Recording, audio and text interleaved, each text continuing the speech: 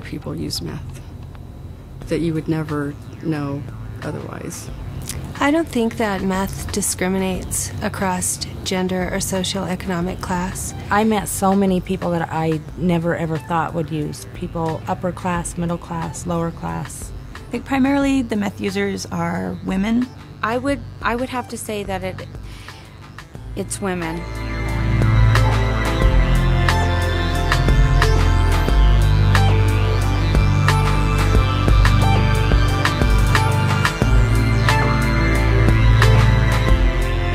I started using meth when I was 13.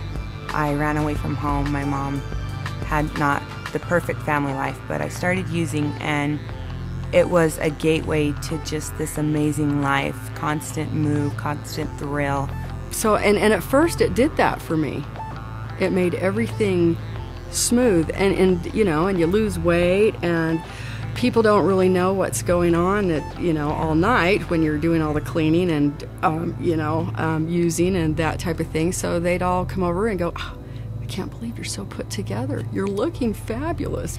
But once I did, it was amazing. It was like something that I've been looking for, to feel normal like that and feel on top of things.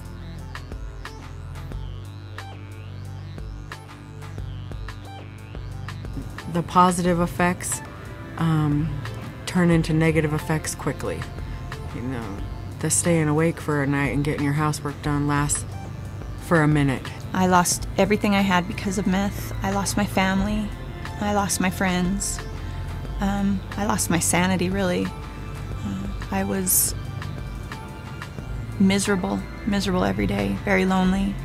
That progressed into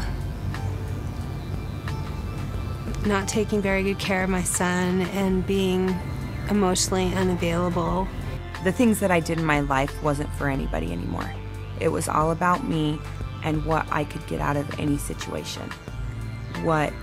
How I needed to get high and what I would do to get it. I quit caring about other people. I quit thinking of them as human beings. I looked at them as objects and means of support or money or whatever I could get from them.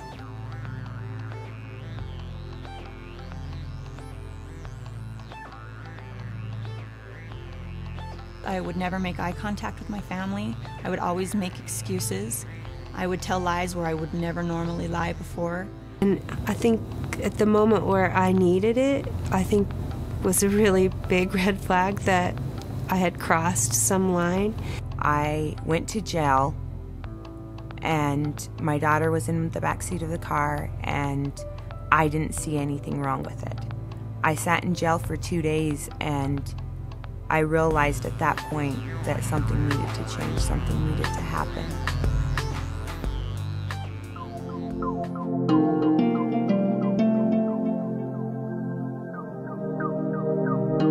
But it took realizing that I had absolutely nothing and nowhere to go, and I needed to feed a baby, and there was no food.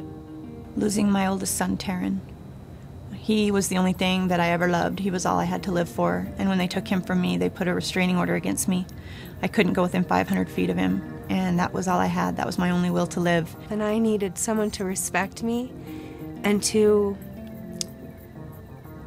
give me the foundation that I didn't have in finding out who I was so that I could learn to love myself.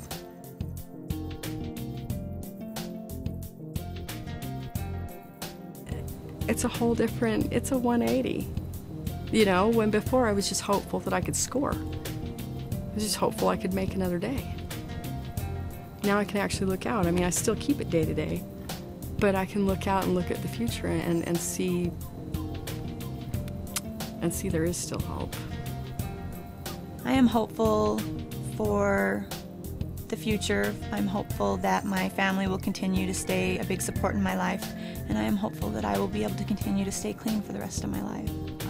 I know I'm a completely different person today than when I was using 4 years ago. And I look at myself, I'm worth it today. For people to want to be around me and be a part of my life, I'm worth that. I am hopeful for a life that when my child grows up, she doesn't have to worry about the use of drugs in everyday life.